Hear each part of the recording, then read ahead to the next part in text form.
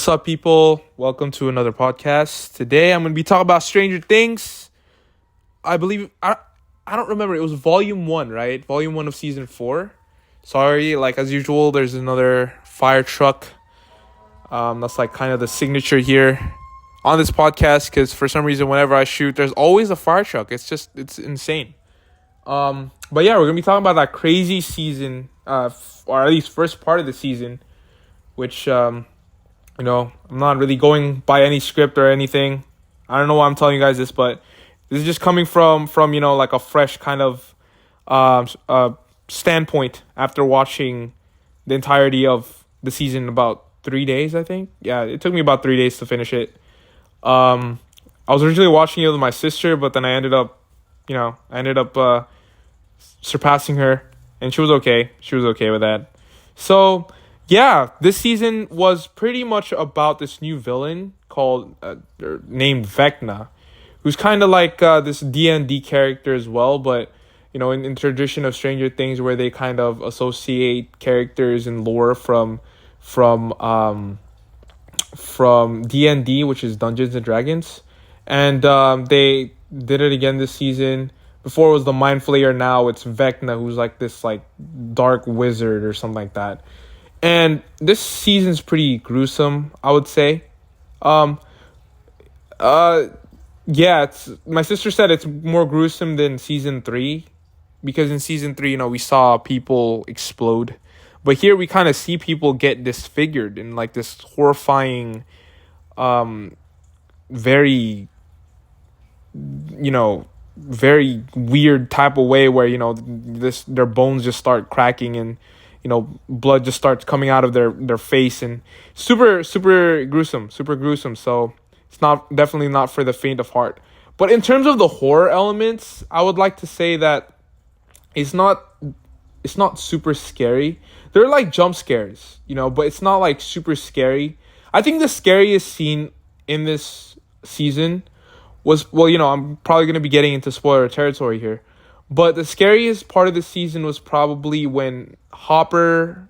oh yeah, by the way, Hopper's alive. Hopper was in that kind of the Russian prison, and he had to fight off, like, along with these people, he had to fight off against Demogorgon.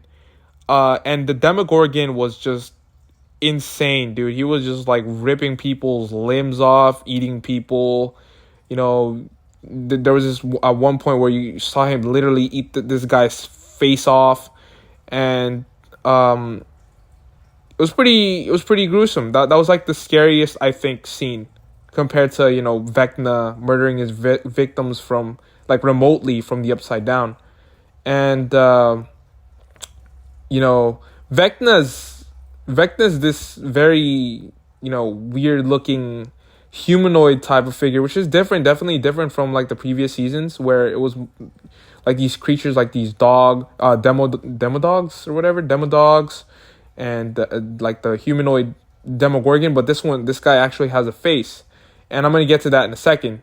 Hopefully I don't forget. But yeah, pretty much the cast of characters is back, and they introduced a lot of new characters. And let's see, who are the new characters? So there's Jonathan's friend, this like stoner friend, and Jonathan becomes a stoner in this season. So he's kind of back to like we see a whole side of Jonathan that we haven't seen before, like his stoner side, because we've always known that he was a kind of a druggie in season 1, and he kind of turned out to be more of like this is a regular dude throughout like season 2 and season 3, but here we're seeing him back at his like now that he's separate with Nancy, he's kind of like back to his old ways, I guess. And now he has a stoner friend, and their banter is pretty hilarious. I think their kind of how do I say it? Their dynamic is very, very different from any other dynamics we've seen from Jonathan before.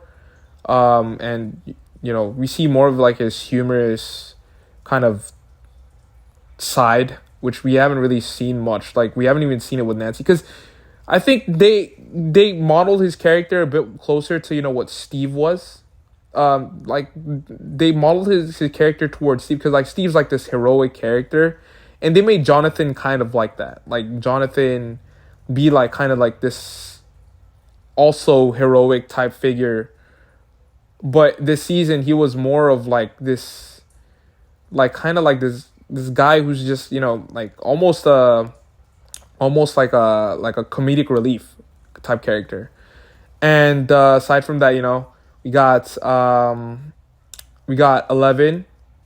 11 has like her own side quest in this, which in a way is not really a side quest, because it's more of like the main story point that kind of, like, this season definitely tied up a lot of loose ends that we like answered a lot of questions, like how the Upside Down was created, and how or actually no, I'm not so sure if it was how the Upside Down was created.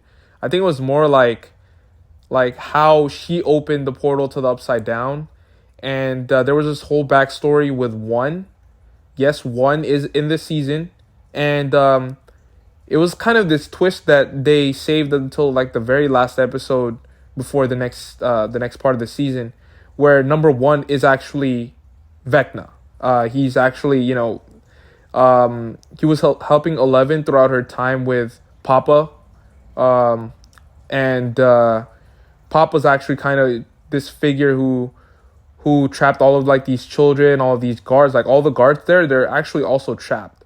And it turns out number one was one of the helpers there, and he's been kind of feeding 11's, like helping 11 in a way, like telling her about how 11's Papa's not to be trusted, essentially. And there's this like whole backstory. I really feel like I have to get into this, because there's this guy named Victor Creel. So Victor Creel has like this family. They move into this house, and this house is kind of like the central point of this season. And if you've seen the trailers, that's the house that Victor Creel is in, the one where Max, Dustin, and like the other people, I think, yeah, that's the house that they go inside of, and with the clock and stuff. And Victor Creel's there. Essentially, Victor Creel's accused of murdering his whole family, like his son, his daughter, his wife. They all ended up dying because he moved into that house, and he was driven to the point where he had to, in prison. I don't know what the sense of that, doing that was. Like, he was trying to kill himself, but I don't know why he killed himself in that way. But of course, Stranger Things has to be creepy, right? So he had to try to kill himself by means of stabbing his eyes with like a razor, and it didn't even kill him. So I think that was just a little weird thing. But it turns out that his son is actually alive, and his son is actually One. His son was the one who killed his sister and his mother. He was so mad at his family because they were all flawed.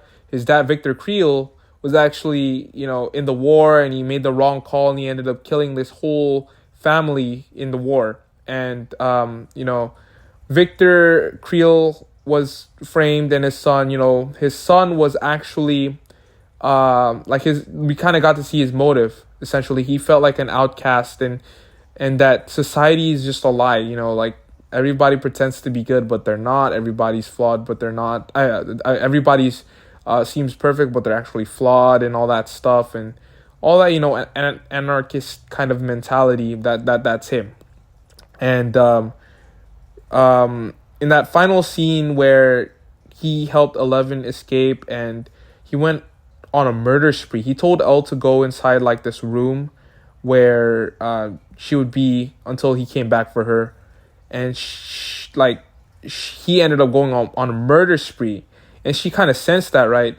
And she, in the beginning of the season, right, there's like this thing where Papa, Dr. Brenner, I think, was it Dr. Brenner? Yeah, Dr. Brenner brings this boy who I believe was 9, or was it 10, into this room. They have like this amicable conversation, and he just, trains them. He seems to be like this very caring doctor, and his power is essentially he can find where people are. I think they all have essentially the same powers. You know, like 11, like all of them are pretty much the same. Sorry, as I was saying, yeah, so we had like kind of like this amicable conversation between Dr. Brenner and Nine. Or was it 10? I don't remember. Yeah, basically he was training him to use the powers that 11 also has. Like they all have kind of the same powers, and they're teaching him to track people down. Like he asks them like, "Oh, where's Doctor so and so? Oh, he's in this other room with six, I think." And what are they doing? Oh, they're just training, yada yada. And then he like starts to have like this anxiety attack because like it turns out that they're dead. Like everybody in the facility's dead pretty much. And that's like kind of like the cliffhanger is where Dr. Brenner kind of comes back to his senses. Somehow number one didn't kill him. And he goes into the other room and L's like pretty much, you know, covered in blood. And we get that kind of cliffhanger where they made everybody who watched that part of the episode in the first 10 minutes believe that it was actually 11 who killed all those people. It actually wasn't. It was 1, right? So we kind of get an answer for that. Why 11 was the only one standing in this room. It was actually because it was her who opened the upside down, like the portal to the upside down. I don't know if she was the one who created it, you know? Super, super ambiguous. There's like this also this weird scene. I don't even know how to explain it. Like, because one is Vecna, right? So he's the one who's been disfiguring all of these people, who's been killing all of these people. And essentially, he was going to do the same to L. He's had these powers like this whole time. Like he can, you know, make people levitate and disfigure their limbs. He was about to do the same thing to L. Screen cuts to black. We get L like having this kind of flashback to when she was born and all that stuff. And like there's like it looks like she's seeing these visions from the upside down. So I'm starting to wonder if she opened a portal or if she was the one who created it. Like if she was the one who manifested the upside down. That's kind of far-fetched, I know, but it could also be foreshadowing. So I don't know. That's like this thing. So she sends the number 1 to the upside down. And I know there's like these fan theories going around where it sounds like number 1 is actually the mind flayer, but apparently that's not the case. So that might be a counter argument to 11 creating the upside down, because upside down's always been there and the mind flayer has been behind everything. I think it's kind of cool but kind of weird that they made kind of the mind flayer the villain of the first 3 seasons. It's like the anti-Thanos effect where Thanos was built up. So we've had all these smaller villains lead up to the big bad, which was Thanos, right? And in this, it's kind of like the reverse in a way where they dealt with the big bad initially. Like they focused on the big bad first, and they gave us a break this season by giving us like a more human antagonist. I mean, I wouldn't call Vecna human at this point because he's been in the upside down after he was sent to the upside down by 11. I don't know how that happened. Because Steve was also sent in the upside down, but the same thing didn't happen to him. Essentially, he was like lightning struck him, and that's how he got disfigured. I don't know, something like that. And that's how he became the Vecna that we see for most of the season. And yeah. So as I was saying, 11 could have been the one who opened the portal, or it could have already been opened. But the main thing is that Vecna could also open portals, right? Vecna could open portals by means of, those possessions and killing those people. And he's been killing people that are similar to his father, I would say, in a way that they're also tortured by something they did in the past or something that they allowed to happen. Max was one of those people, naturally, because, of her brother, Billy, and also Nancy. So we get to see Barb in this season, but I think it's not the original actress. I don't know if they actually got the actress to come back. the actress who played Barb, um, or if it was just fully CGI. Because to me, it looked like it was fully CGI. So essentially, yeah, that's what happened to two of our main characters. And the thing that I also want to talk about is the way to get back to your conscious mind, your your real life body, because you go in a trance before you get kind of possessed. That's how much power one has gotten, how much more powerful he got ever since he was transported to the Upside Down. He's now able to essentially possess people, not yeah possess people that enter their minds from the Upside Down. And in doing that, he can open portals. Like, there's this character named Chrissy. I don't remember. She was killed in like this trailer, right? And apparently that's the portal. That's the same portal, because throughout the season, like in the midway through the season or towards the end, I think, yeah, that was like towards the end.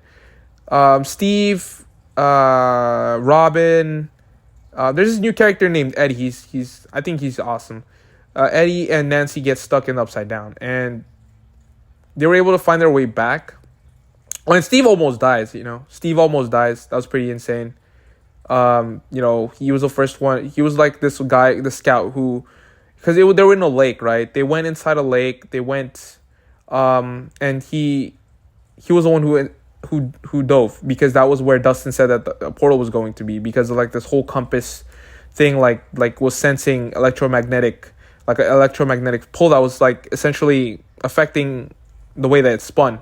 And in the middle of the lake, they saw the compass, because it was just the four kind of grown-ups who were essentially going to going to venture out into the lake, because I guess it was like they needed a lookout, and that was Max, and them ended up staying behind like the other kids. And another note to add is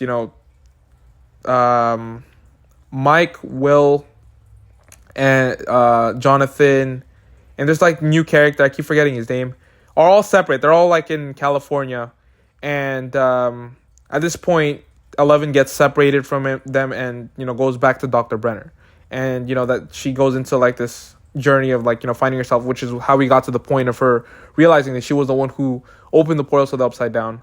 And we don't really see the last we see of how do I say this?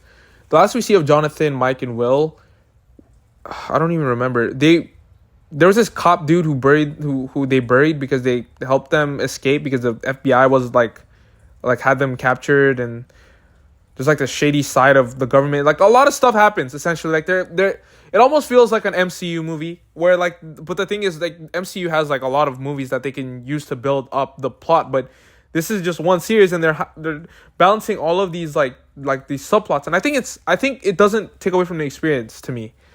The Duffer Brothers have done a really good job of writing, and like all of the directing and everything. Like this season was on point. If you have if you get bored easily, that like you still have a good time in this like show. Like there's a type of show that, because there are some shows that sometimes you watch so much that it just ends up being like a background thing, like you just go on your phone. But this season, like the type of thing where you're like captivated the whole time, like you're just watching the whole time. And as I was saying, yeah, a lot of stuff happens, and the last that we see of Jonathan, Mike, and Will, they're burying this guy, and the guy gave him the number to call, and essentially I don't even know what that is. Like I think it's like this, I don't know what it is. Like we don't know, and that's the last we see of them. So the focus is essentially, and also Joyce and Hopper go on this like side. It's like messed up because like they were betrayed and all that stuff, but they were still able to get Hopper, and they were able to infiltrate and overturn the prison pretty well. That was pretty awesome. And Murray like does karate now, so I guess that's how they were able to infiltrate the prison. Yeah, you guys should go watch it if you haven't yet. Well, actually, if you haven't watched it, you shouldn't be listening to this because it's a spoiler. But yeah, that's pretty much it.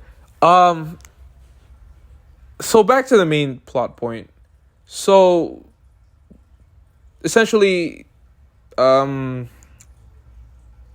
the grown-ups Robin, Robin, the new character Eddie, um, uh, Steve and Nancy all get stuck in the upside down.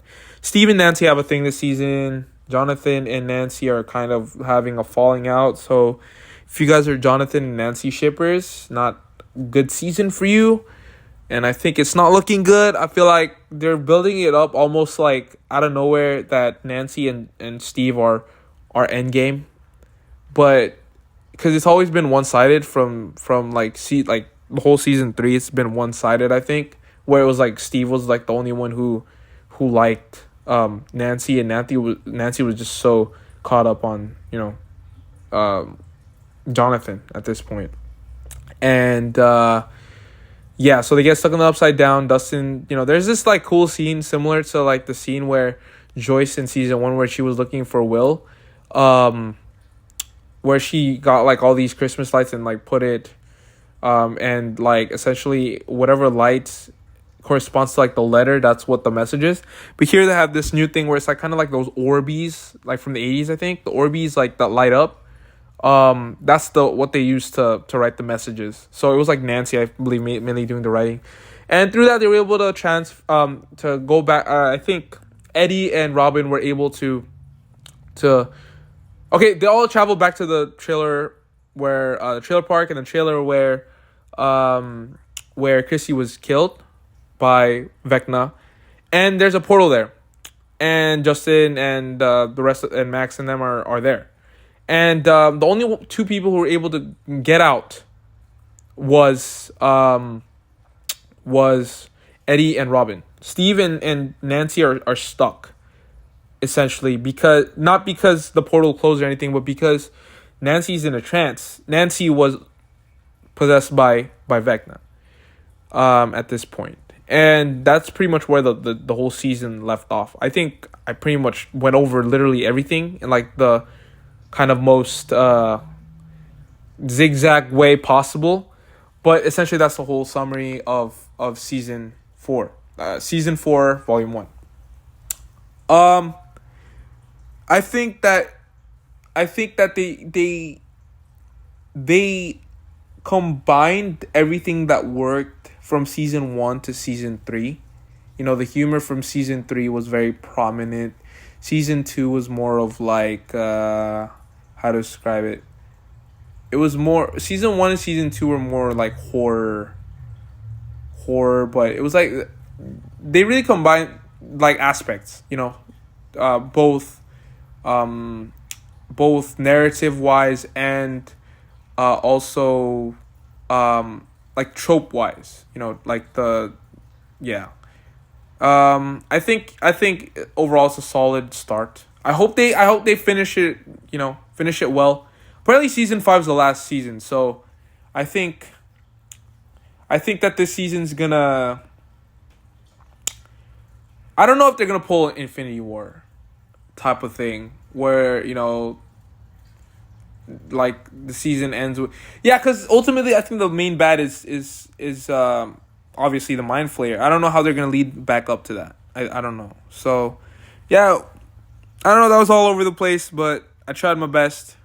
Leave some comments. Feedback, questions if you guys want. I'm also uploading this on YouTube. It's on Spotify mainly and all your streaming, your podcast streaming platforms. If you guys have any questions, concerns, feel free to DM me on Instagram at earth839_. That's my official Instagram account. And thank you guys so much for listening.